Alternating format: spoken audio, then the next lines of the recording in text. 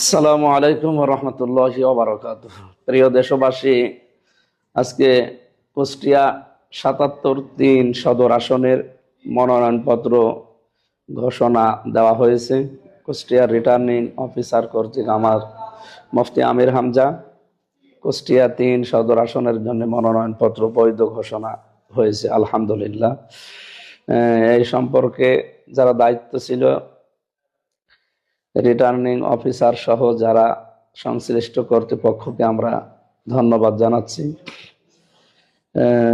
এবং আল্লাহর দরবারে শুকরিয়া আদায়ের পর আমার এই আসনে, বিশেষ করে সদর আসন, কুষ্টিয়া সদর থানা, এবি থানা, আমার 4,40,000 সামথিং কিছু ভোট আছে।